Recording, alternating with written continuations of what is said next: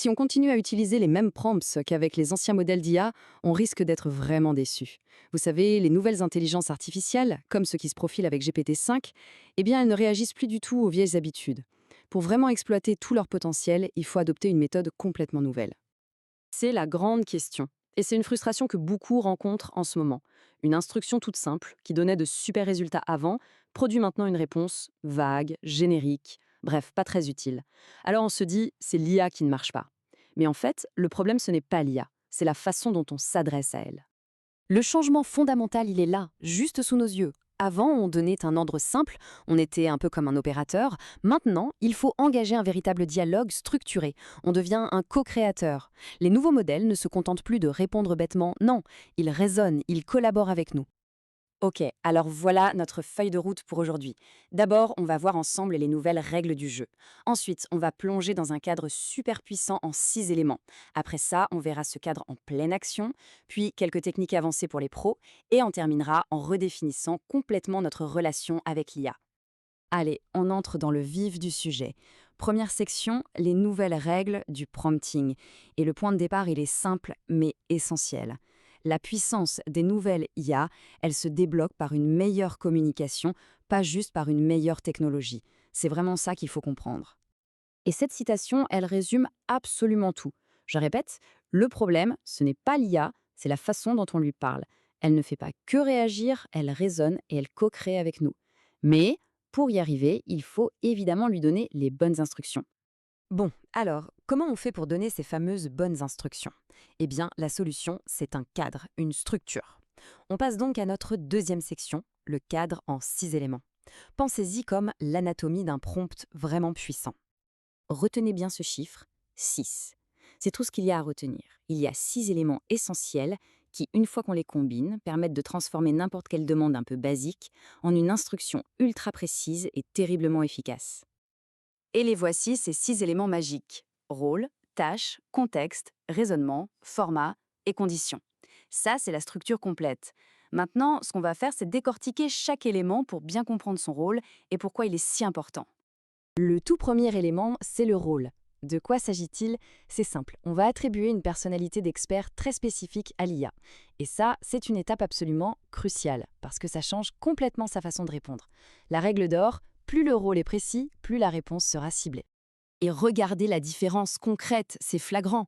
D'un côté, une demande vague. Explique-moi le marketing. On imagine déjà la réponse.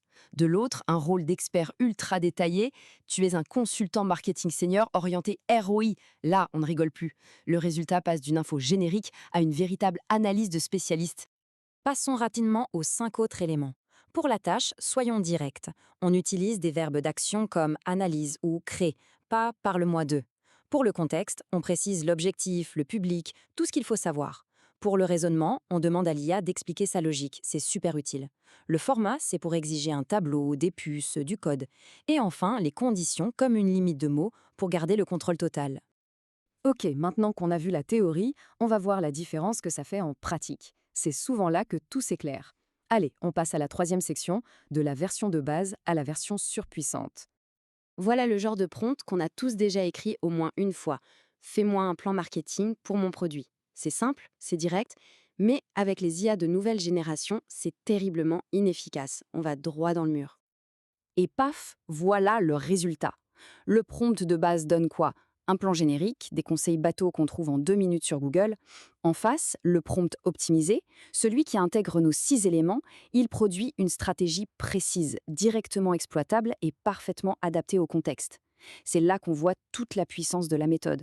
C'est le jour et la nuit.